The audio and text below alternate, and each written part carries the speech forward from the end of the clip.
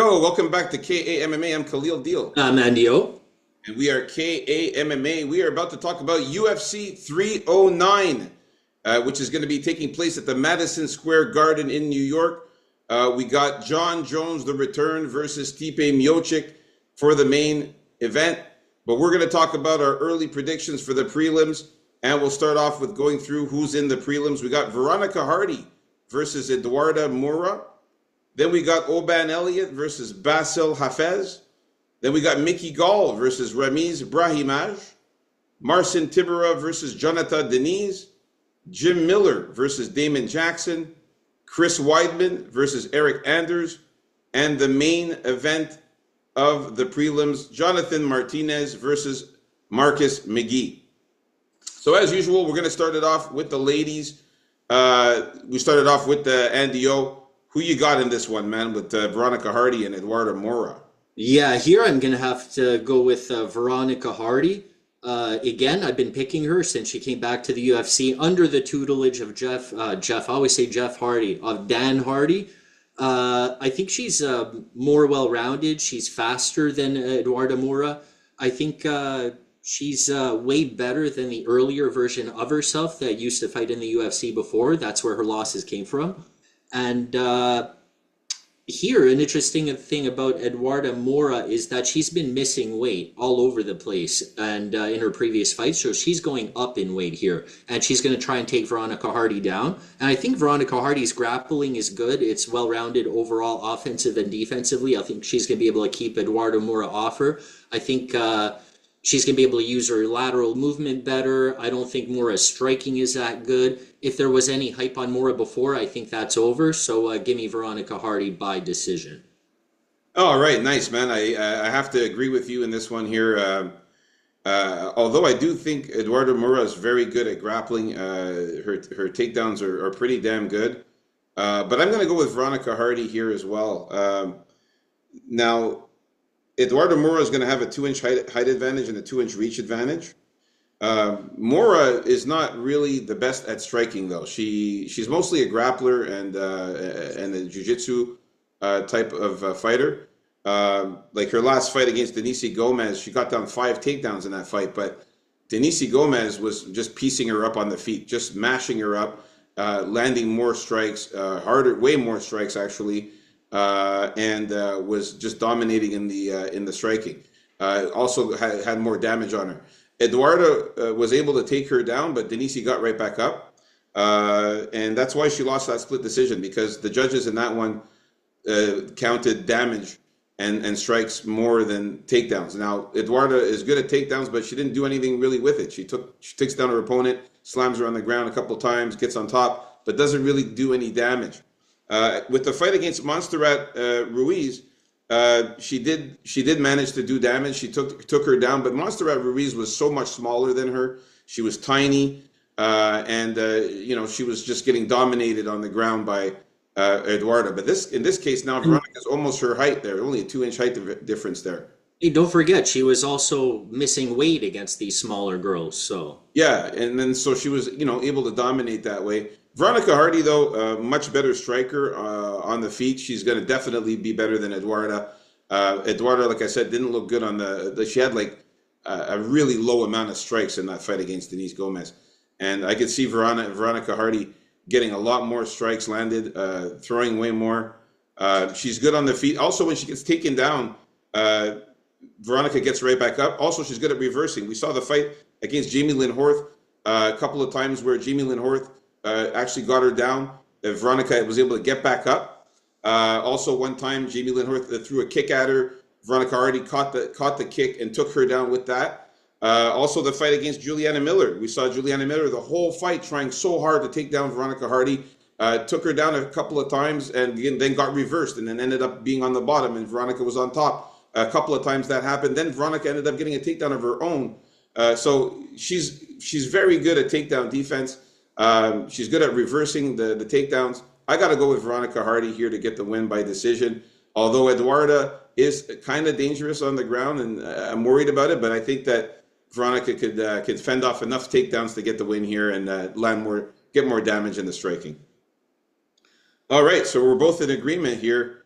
with Veronica Hardy. All right, let's move on up to the next fight here. We got Oban Elliott against Basil Hafez. For this one here, man, this one's a pretty, it's a tough one to call because, Basil Hafez is very, very dangerous. This guy's a juice head. He's super huge and ripped and muscular. You're going to see this guy's going to look amazing in the weigh-ins. Problem with this guy, though, is he gasses out in later rounds. Also, like the fact that Oban Elliott's going to be taller than him by a couple of inches. He's going to also have the youth advantage here, 6 years younger than Hafez. Thing with Hafez, though, is that his grappling is pretty intense. He comes at you with grappling and takedowns, but the Welsh gangster is also good too on the ground. He's got some submissions. He's pretty good as well at defending takedowns, getting takedowns of his own. His jiu-jitsu is pretty decent as well. I'm going to go with Oban Elliott. I'm going to go with the Welsh gangster to get the win here, to fend off the takedowns from Basil, to get back up if he does get taken down, to actually get some takedowns of his own. From his 11 wins, Oban is, like I said, he's a decent threat in submissions. He's got 3 submissions, 2 knockouts, and 6 decision wins. So, Oban's pretty good on the ground himself. I like the fact that he's coming off of a 5-fight winning streak in his last 5 fights. Looked really good against Preston Parsons in that last fight as well, where Preston Parsons is a serious grappler as well. And Oban Elliott was able to manage to get a unanimous decision and do very well against Preston Parsons. So my pick is Oban Elliott here to win. I like him winning this one by decision or submission if he can get Basil in an awkward position on the ground. Who you got here, Andy O? Yeah, I'm going to go with the Welsh gangster also in this one. I think he's going to be able to stop Hafez's takedowns because he will come with intensity and try to take him down. I think he's the better striker that will find his shots when Hafez does that, because Hafez doesn't really defend himself too well looking for those takedowns. He'll just eat the shots and try to get him down anyway. So I think that's going to be hurting him in this fight, which probably will go to decision. And I think Oban Elliott's kicks will be useful here to try and slow Hafez down a little, maybe some body kicks, and just some more movement than Hafez in the bigger cage. So, Hafez, he beat Mickey Gall last time, and that's not really that impressive to me. And he also lost to Jack Della Maddalena. People were all like, wow, he went to decision with Jack Della Maddalena, who he did lose to, but he wound up going to decision against a pretty good guy. But Della doesn't have as good takedown defense, I don't think, as Elliott does. So I think that'll be the difference here. So Elliott by decision for me. All right, we're in agreement here as well with Oban Elliott. All right, so that's so far 2 that we agree with. Let's move on up to the next fight. We got Mickey Gall versus Ramis Brahimaj. Who you got? Well, Mickey Gall.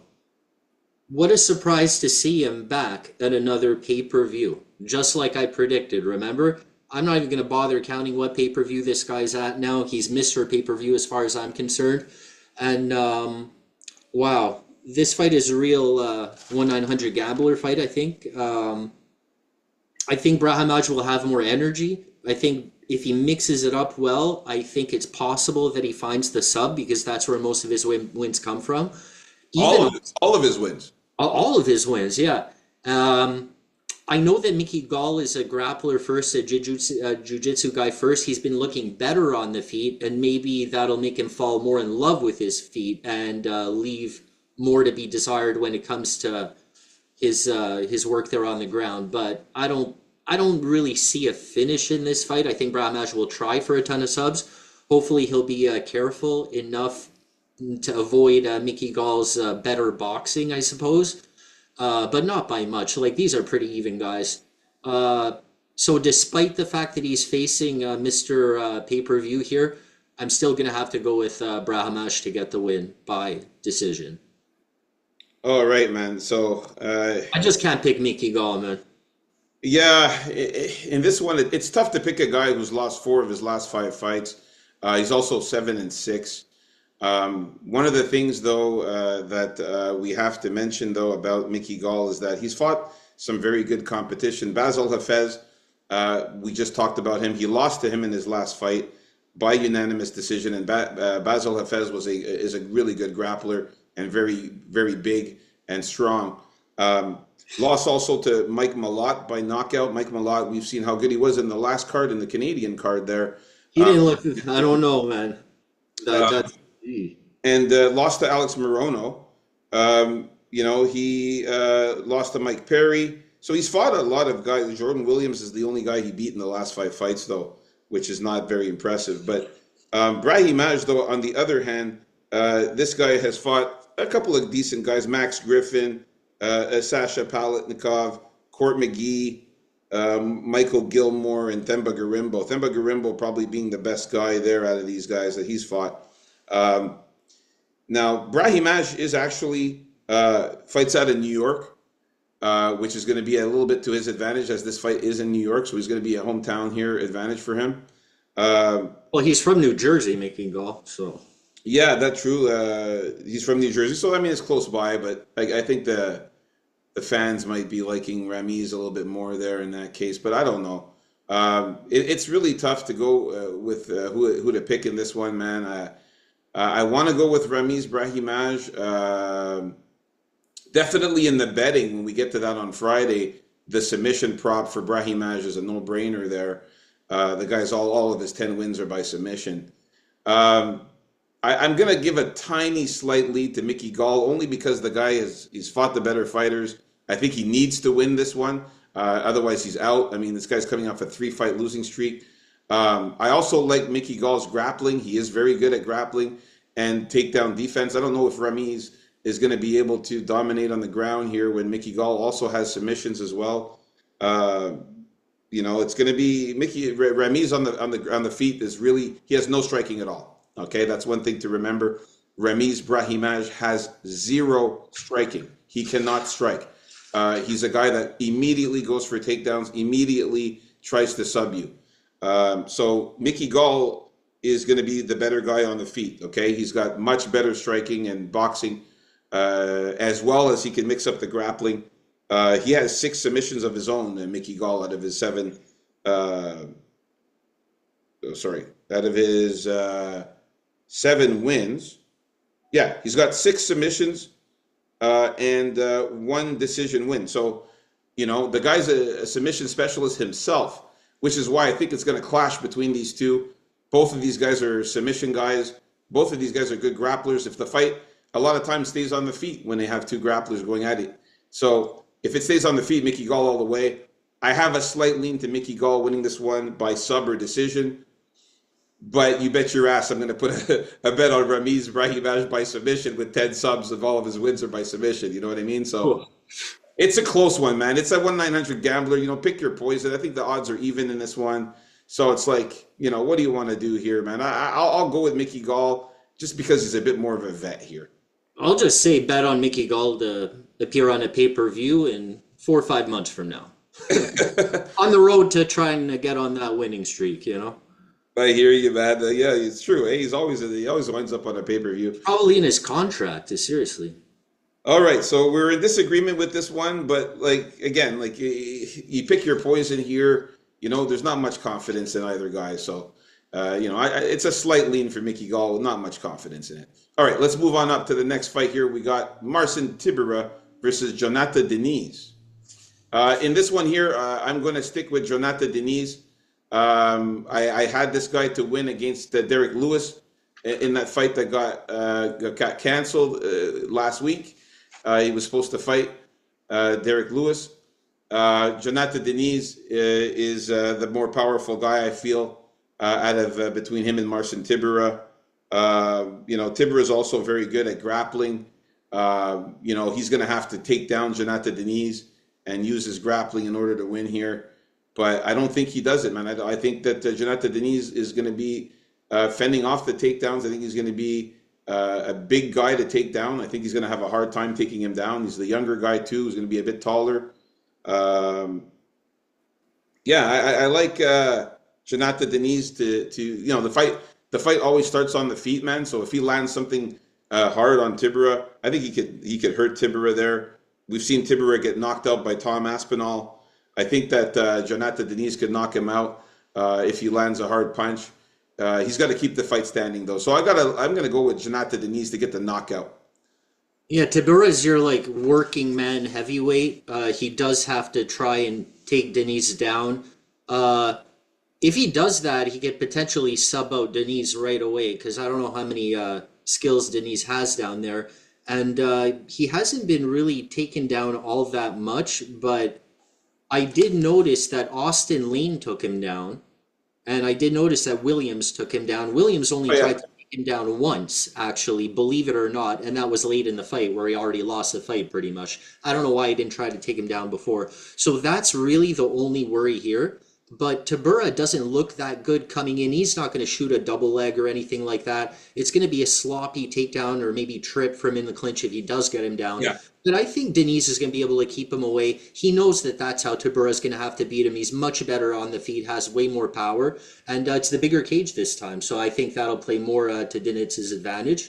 And yeah, so give me a knockout for Denitz. Nice, man. Like I said, I agree with you here. And he's going to be also the bigger guy too. So I think that helps out. All right. So we're in agreement here with Jonathan Denise to beat Marcin Tibura. Let's move on up to the next fight. We got Jim Miller All against right. Damon Jackson. Wow, the battle of the old guys here. Another pretty much 900 gambler fight for me. I think Damon Jackson has looked pretty shitty lately. In his last fight there, I actually picked him to upset Chepe Mariscal. Some people say it was a close fight. I don't say it was a close fight. I say Chepe outmuscled him the whole fight. He did beat Alexander Hernandez, who looks like garbage, and I find. And he lost to Billy Q and Dan Ige before that. And so it's really hard to have any faith in him for me these days. And it's very hard to have any faith at all in Jim Miller here, who got beaten up by Bobby Green, but just someone with ultra skills on the feet, right? And that didn't do him any favors. He beat a couple of guys that weren't that spectacular, but they did both face Alexander Hernandez. Hernandez did beat Jim Miller, but I wanted to point out that in that fight, Jim Miller had his nose broken or his eye like almost closed shut at the very beginning of that fight. So I say if that didn't happen, and he still went the whole way against Alexander Hernandez, but that really messed him up. I say it's one more win for Jim Miller here. I say he gets the win early on when they're nice and dry, and I think he finds a sub early on in this fight. I say the longer this fight goes, it probably leans towards a Damon Jackson. But Damon Jackson also, not much power. He leaves himself open a lot. But if it's a long fight, I think because of his slight youth advantage, he'll probably have more endurance than Jim Miller late into the fight. So I'm just going to go with an early finish by Jim Miller. Okay. Yeah. I wanted to go with Jim Miller. I like Jim Miller, man. This guy's a legend. I thought he was going to retire, and he's still back here again. 41 years old. Coming off that bad loss to Bobby Green, where he got just pieced up, and he took some damage too in that fight. It's tough for me to go for Jim Miller. I got to go with Damon Jackson, man. I just think that Damon Jackson, the guy's he's 5 years younger. Not to mention he's going to be the bigger guy here with 3 inches taller.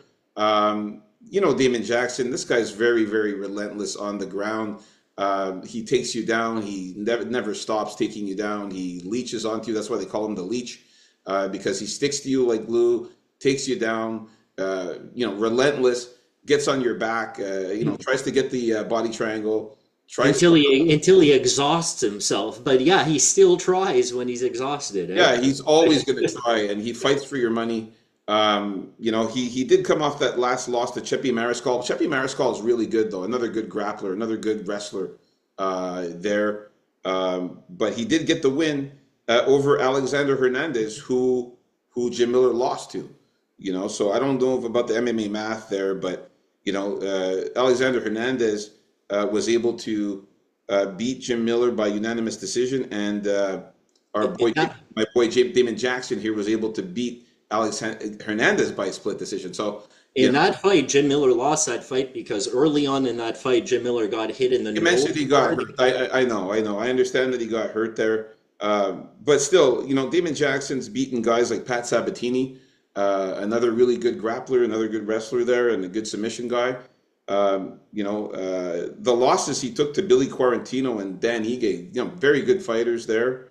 I got to go with Damon Jackson to pull this one off, man, and send Jim Miller home, retiring hopefully at this point. Damon Jackson to win by submission or decision. I have a feeling he gets a submission on Jim Miller by being relentless on the ground there. All right, so we're in disagreement with this one. Let's move on up to the next fight here. We got Chris Weidman against Eric Anders. This one here, I like Chris Weidman. Let's not forget this. Chris Weidman's a champ, a former champion.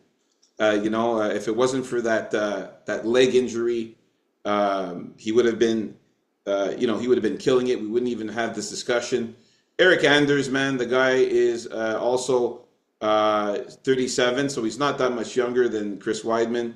And Eric Anders is notorious for gassing. Notorious for gassing out. This guy's gas tank is absolutely horrible in the third round. You'll see him there, barely standing up, could barely throw a punch. Every time he gets to the third round, he looks like trash. He starts off good. He's a pure wrestler.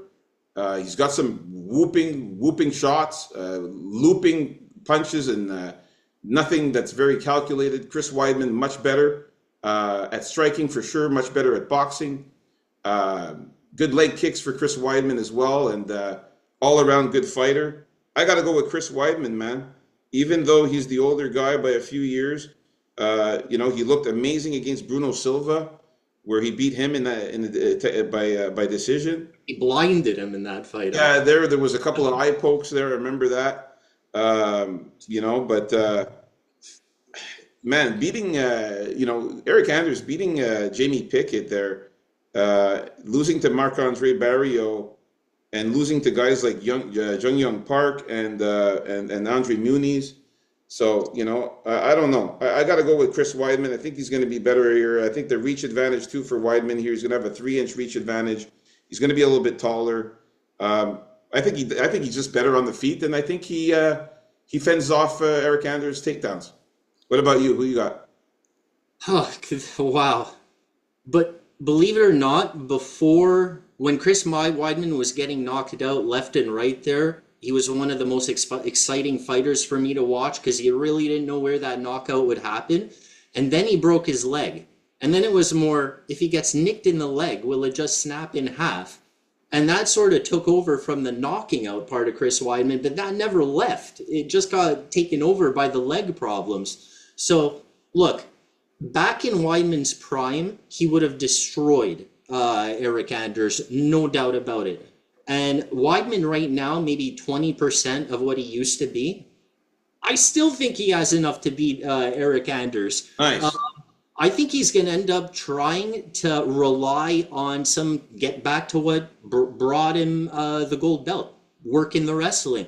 I think he was a little tentative on the wrestling before, scared of testing that leg.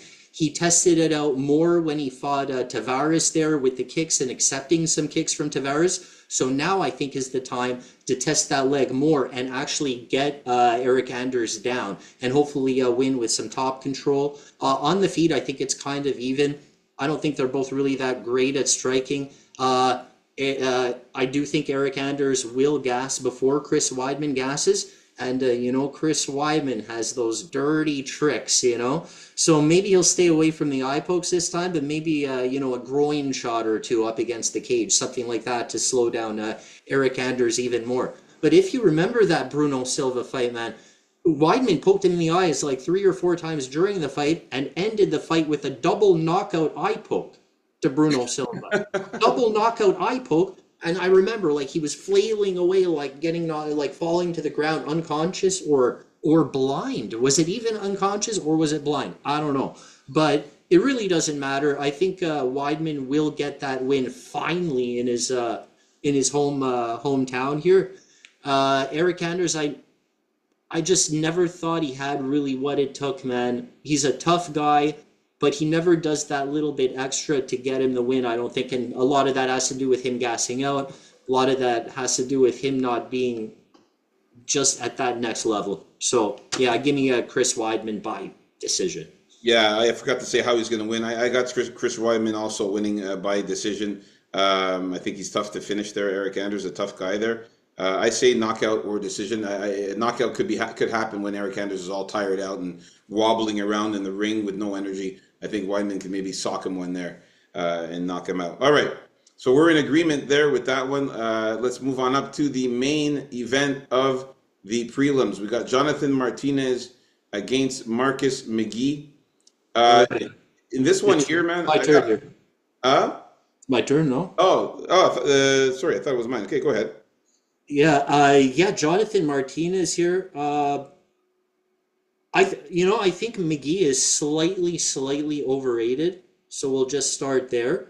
And Martinez is going to be the biggest step up for him in competition. Me being a leg kicking body kick guy, I love Martinez's kicks. I don't think anybody's ever applied the same amount of pressure when it comes to the low kicks and to trying to chop you down like Jonathan Martinez is going to do to McGee to like slow down McGee. Because I think the thing with McGee is a great boxer. Jonathan Martinez's plan should be to stay away from that boxing range. Because I do think McGee is better there. I do think he has more power, and I do think he can hurt Martinez up if he sticks around too long there. So the key to Martinez here is the movement. Use the cage to his advantage and chop down McGee with those leg kicks early and often. So give me McGee by decision. I think both of these guys are very tough. I think it's going to be hard for either one of them to put the other away. What about you, Real Deal? Who do you got winning? Martinez by decision. Okay, I thought you said McGee. Okay. No. Okay, so man, it's tough this one here because I really like Marcus McGee. I think that Marcus McGee is a beast of a guy, man. He's fucking in phenomenal shape. This guy, he is ripped like beyond belief, muscular and strong. All of his 9 wins come by finish, 8 knockouts, 1 submission. Jonathan Martinez is good, but I don't know if he's going to be able to beat a guy like Marcus McGee, who comes in there like a maniac. Like that's his nickname, the Maniac. He comes in there like a maniac. He looked really good against Gaston Bolanos, and Gaston Bolanos, we saw what he did in the last fight that just passed there. He was one of the only dogs that actually won. Yeah, but there's a reason why. At that time, Bolanos didn't look that great, let's not forget. Nobody ever saw Bolanos that looked as good as he did last week. Yeah, but that win for Marcus McGee over him is aging well here. Since this guy's come into the UFC, he's been smashing through people. Journey Newsom subbing his ass. JP Buys knocking him out. Gaston Bolanos knocking him out as well. Now, mind you, it is lower competition compared to Jonathan Martinez, that's for sure. I gotta say that Jonathan Martinez has fought the better competition here. I just think that Jonathan Martinez, though, he looks kind of frail sometimes. I think he leaves himself open to get hit. I think Marcus McGee could land something on him and knock him out. I'm going to take Marcus McGee to win by knockout or submission. I think he finishes Jonathan Martinez. I just think he's just too crazy. I'm not going to jump off the bandwagon yet. I'm going to stay on the train of Marcus McGee until he proves me wrong, man. That last fight against Jose Aldo was piecing him up on the feet, man, and smashing him up. Yes, he did look good. He hung in there with Aldo, but Aldo was just light years ahead in the striking and the boxing. He was knocking him. He was piecing him up, man. And I think Marcus McGee can land a lot of punches on him. And I think Marcus McGee's punches are going to be harder than Jose Aldo's punches and manage to knock him out. I do like Jonathan Martinez a lot, but I just think Marcus McGee is going to be too strong for him, man. I got Marcus McGee winning this one by knockout. I'll say one last thing. I predict that if McGee's not careful with those leg kicks, it could be the third leg kick knockout in the past 5 fights for Jonathan Martinez. So there you have it, folks. We're in disagreement with this one here. Anything could change. Stay tuned to our Friday final predictions videos because things could change there. But for now, we're in disagreement with a few fights here in these prelims. Like and subscribe, folks, and stay tuned for the next video coming up next for the main card. In the main, baby.